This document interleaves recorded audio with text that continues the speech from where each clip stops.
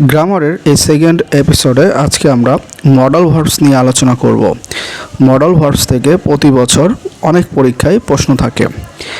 Modals verb মূলত হচ্ছে helping verb, যা মেন ভার্বের আগে বসে এবং এরপরে ভার্বের বেস ফর্ম বসানো হয়। স্ট্রাকচার হচ্ছে subject plus modal verb plus ভার্বের বেস ফর্ম প্লাস হচ্ছে অবজেক্ট। মডাল ভার্বস বিভিন্ন ধরনের হতে পারে, যা সক্ষমতা, অনুমতি, সম্ভাবনা, পরামর্শ, বাধ্যবাধকতা ইত্যাদি প্রকাশ করে থাকে। যেমন আমি যদি বলি আই ক্যান সুইম, এর মানে হচ্ছে আমি সাঁতার কাটতে পারি। শি শুড স্টাডি, তার পড়াশোনা করা উচিত। এখানে উচিত এবং পারা অর্থে ব্যবহার হয়েছিল। মডাল ভার্ব বিভিন্ন রকম হতে পারে, যেমন can, could, may, might, must, shall, should, will, would, ought to ইত্যাদি।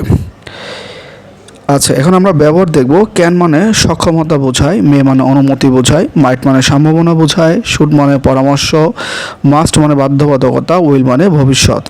গুরুত্বপূর্ণ কিছু টিপস। এরপরে অবশ্যই ভার্বের বেস ফর্ম বসবে। মডাল ভার্বের সাথে কখনো অ্যাজ বা ইয়েস যুক্ত হয় না। নেগেটিভ করতে নট যুক্ত করতে হয় এবং কোশ্চেন করতে সাবজেক্টের আগে বসাতে হয়। That's it.